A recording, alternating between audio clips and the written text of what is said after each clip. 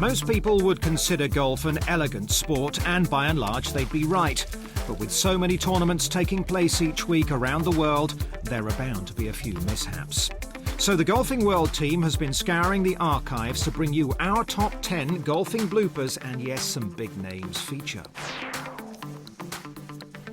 At number 10, we picked Tiger Woods' former caddy Steve Williams. With the whole world watching at the Ryder Cup in Ireland, Stevie had a touch of butterfingers with his boss's 9-iron and dropped it in the lake. Fortunately, Tiger saw the funny side.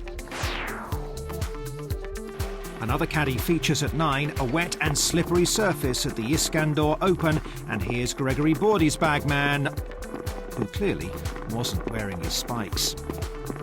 Ouch.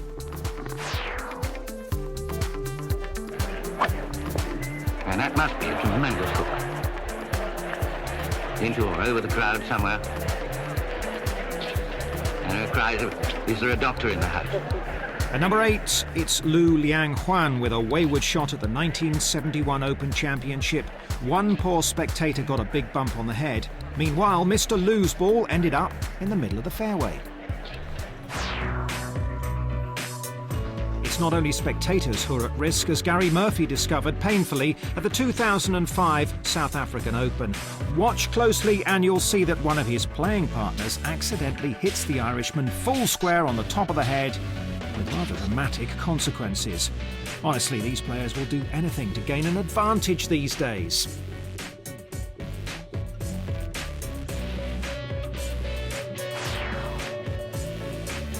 At 6, we've got a couple of incidents to look at from tournaments in New Zealand. First up, the final round of the 2005 New Zealand Open, and much to the amusement of Nicholas Fast, his approach shot at the 9th came to rest in a lady spectator's lap. Fortunately, she was completely unharmed and was very patient as the referee explained his options to Nicholas. After taking a free drop, he managed to keep his cool.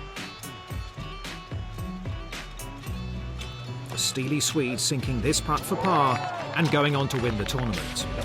2 years later, at the New Zealand Open, Richard Finch put his approach on the final hole directly into a deck chair. It proved only a minor distraction for the Englishman as he went on to collect his maiden European Tour victory.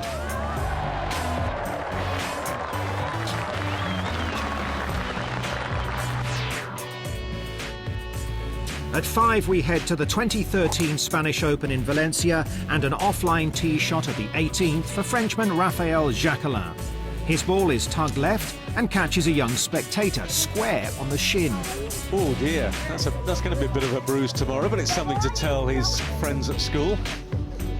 A happy ending to the story, though, for this aspiring young actor, who was clearly in agony.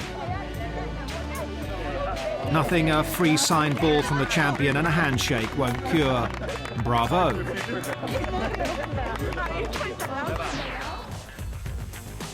Andreas Harto from Denmark shows his nerve at number 4. He's playing in the Trophy Hassan II in Morocco, and wait for it. Come on, let's see him walk out. There we go. Not quite Hasselhoff, but trousers off instead. Well, I've seen a few things in my time, but I've not quite seen that before. Nicholas Kolsarts is known as one of the longest drivers in the game, but never expected to be so long that he'd end up in the on-site facilities. This is an absolute first on the European Tour, taking a drop in the gents. Oh, this is brilliant. Definitely brings a whole new meaning to taking relief. At 2, a now famous image from one of golf's most recognisable players, Ian Poulter. Competing in the Volvo World Match Play Championship at Finca Cortesine in Spain, Poults is faced with a tough shot on a steep bank in heavy rough. Whoops. A slow-motion replay reveals some not-so-nifty footwork from the avid football fan. Mind you, he didn't get too phased and went on to win the title after picking himself up and brushing himself down with the minimum of fuss.